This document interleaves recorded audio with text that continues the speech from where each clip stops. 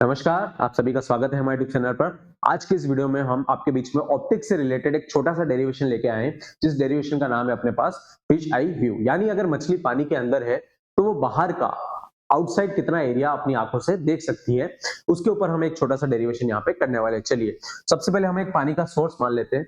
वो पानी का सोर्स कुछ भी हो सकता है, एक लेक भी हो सकती है, एक पॉन्ड भी हो सकता है या एक बकेट भी हो सकती है जिसके अंदर पानी भरा हुआ है। चलिए, तो हम वो सोर्स मान लेते हैं, ये हमारा पानी।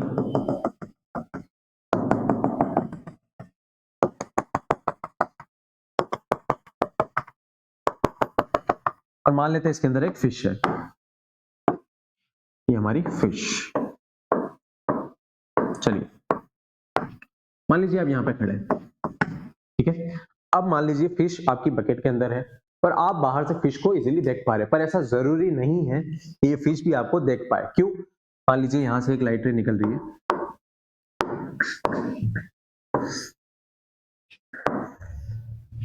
और हम मान लेते हैं कि ये जो लाइट रे है निकली है, मान लीजिए वो एक क्रिटिकल एंगल पे यहाँ पे गिरी है। वो जो एंगल यहाँ पे, जिस एंगल से वो इंसिडेंट हुई है, वो क्या है? अपना क्रिटिकल एंगल। ये एंगल हो गया अपना क्रिटिकल एंगल आईसी। यहाँ पे भी मान लेते हैं वो एंगल कितना है? आईसी। और आप यहाँ पे खड़े हैं। अगर ये एंगल क्रिटिकल एंगल है, तो आप यहाँ पे अगर खड़े हैं, तो ये लाइट तो यहाँ से बाहर जानी चाहिए थी, पर ये कौन सा मीडियम है अपने पास? डेंसर मीडियम है। कौन सा मीडियम है? Denser medium. और ये कौन सा मीडियम है? Rare medium. ये हमारी एयर है और ये हमारा वाटर है। अब यहाँ पे लाइट कहाँ से कहाँ जा रही है?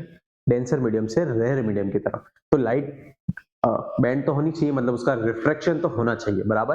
तो लाइट क्या करेगी? रिफ्रैक्ट करेगी। पर यहाँ पर क्या होगा? Total internal reflection. क्यों? क्योंकि ये एंगल कौन सा है? Critical angle. तो क्रिटिकल एंगल पे लाइट 90 डिग्री से क्या हो जाती है? रिफ्रैक्ट हो जाती है। क्या हो जाती है? 90 डिग्री से रिफ्रैक्ट। तो ये यहाँ पे 90 डिग्री से क्या हो चुकी है? अब रिफ्रैक्ट। तो अब लाइट बाहर गई नहीं, तो आप चाहे यहाँ खड़े रहे या यहाँ खड़े रहे, ये मछली आपको देख ही नहीं पाएगी, क्योंकि लाइट वहां तक पहुंची ही नहीं।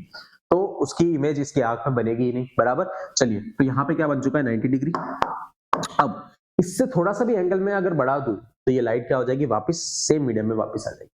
मतलब डेंसर से निकली और वापस आ गई डेंसर मीडियम में। तो ये किसकी डेफिनेशन होगी? टोटल इंटरनल रिफ्लेक्शन की, कि लाइट अगर डेंसर मीडियम से जा रही है और वो जो एंगल है वो क्या है? क्रिटिकल एंगल से थोड़ा सा ज्यादा है, तो ये क्या हो जाएगा? लाइट सेम मीडियम में वापस आ जाएगी, मतलब डेंसर से गई और डेंसर में ही वापस आ गई। तो यहाँ पे क्या हो जाएगा? Total internal reflection. पर हम सिर्फ क्रिटिकल एंगल की बात कर रहे हैं कि ये रे कौन सी क्रिटिकल एंगल पर है। तो ये लाइट कितने से रिफ्लेक्ट होगी? 90 डिग्री से। चलिए, अब मुझे किसकी वैल्यू निकालनी है? Area covered by the fish. वो कितना एरिया देख पा रही है, उससे मुझे फाइंड करना है। चलिए, तो मैं मान लेता हूं कि वो इतना एरिया देख पा रही है, ठीक है।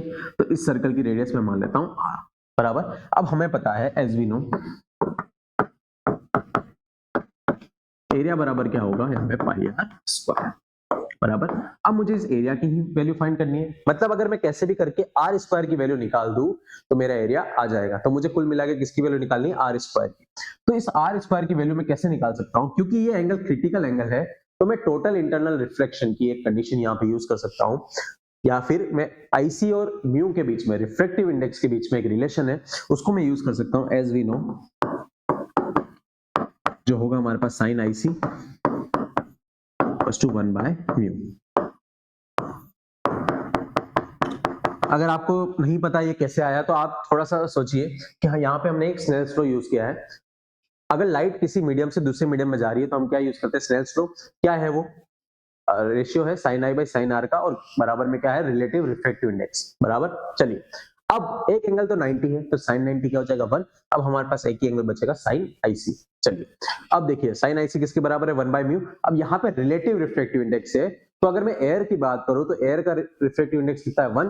तो वहां से ये डेरिवेशन है, इसका भी एक छोटा सा डेरिवेशन है, वहां से हमारे पास ये फॉर्मूला आता है, साइन आईसी बराबर 1 बाय म्यू। यहाँ पे आईसी क्या है? Critical angle.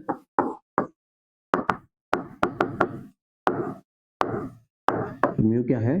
Refractive index. किसका? इस वाटर मीडियम का, बराबर। चलिए, अब यहाँ पे बात करते हैं हम। मुझे साइन आईसी की वैल्यू अगर मैं निकाल दूं, और साइन आईसी की वैल्यू हम कैसे निकाल सकते हैं? मान लीजिए यहाँ पे मैं एक लाइन ड्रॉ कर देता हूँ। अगर ये एंगल आईसी है, तो यहाँ पे एक जेड बन रहा है, तो ये एंगल भी क्या हो जाएगा? आईसी। और यहाँ पे भी एक जेड बन रहा है, तो ये एंगल भी क्या हो जाएगा? आईसी, बराबर।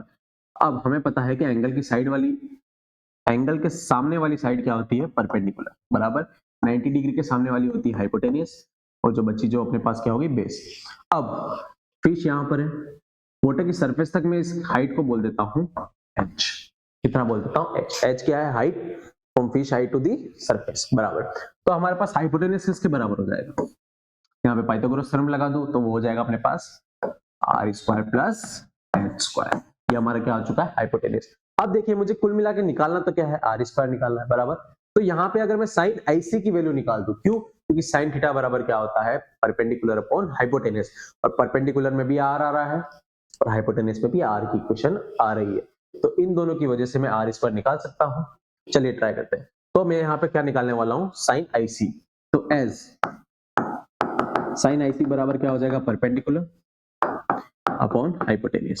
तो परपेंडिकुलर यहाँ पे क्या है अपने पास r, और हाइपोटेनियस अपने पास रूट का r स्क्वायर प्लस स्क्वायर। ये किसके बराबर है, 1 बाय म्यू के। तो इसकी वैल्यू यहाँ रखने पर हमारे पास आ जाएगा r upon root r square h square बराबर में 1 बाय। अब मैं क्या कर रहा हूँ, दोनों साइड स्क्वायर कर रहा हूँ, क्योंकि मुझे ओवरऑल तो किसकी वैल्यू चाहिए, r स्क्वायर की चाहिए ना, तो मैं दोनों तरफ क्या कर रहा हूँ, square on squaring both side. तो ये हो जाएगी हमारे पास r स्क्वायर अपॉन में r square plus h square बराबर 1 बाय म्यू स्क्वायर। अब यहाँ पे मैं क्या कर रहा हूँ, क्रॉस मल्टीप्लाई, तो ये हो जाएगा r स्क्वायर म्यू स्क्वायर बराबर r square plus h square, बराबर। चलिए अब इस r स्क्वायर की वैल्यू को निकालने के लिए मैं इस r स्क्वायर को अगर इधर ले आऊं तो ये हो जाएगा r square mu square minus r square बराबर में h स्क्वायर। अब यहाँ पे r स्क्वायर की वैल्यू चाहिए तो r स्क्वायर को कॉमन ले लेता हूँ, तो ये आ जाएगा mu square minus 1 equals to में h स्क्वायर। तो यहाँ से r स्क्वायर बराबर हो जाएगा h स्क्वायर, और इस वाली पूरी टर्म को मैं नीचे डिवाइड में भेज दे रहा हूँ, तो ये क्या हो जाएगा, म्यू स्क्वायर माइनस 1। तो यहाँ से हमारी r स्क्वायर की वैल्यू निकाल दी। अब मुझे मेरा टारगेट यही था, r स्क्वायर की वैल्यू निकालना, तो इस r स्क्वायर को मैं कहाँ रख दूंगा, एरिया वाले फॉर्मूले में, बराबर। तो इस यहाँ पे जैसे रखेंगे तो एरिया बराबर क्या आ जाएगा, एरिया होता है पाई r स्क्वायर, तो a बराबर हो जाएगा पाई r स्क्वायर, और ए r स्क्वायर की जगह मैं क्या लिख दूंगा, h स्क्वायर अपॉन में म्यू स्क्वायर माइनस 1। तो यहाँ पे हमारे पास एरिया का फॉर्मूला आ जाता है, जितना फिश अंदर से देख पा रही है कि इतना एरिया ही वो देख पाएगी।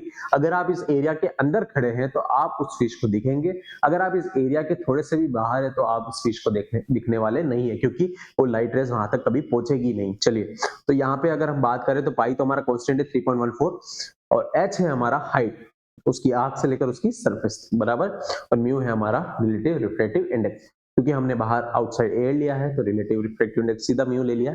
चलिए तो ये एक छोटा सा डेरिवेशन था ऑप्टिक्स से रिलेटेड। धन्यवाद।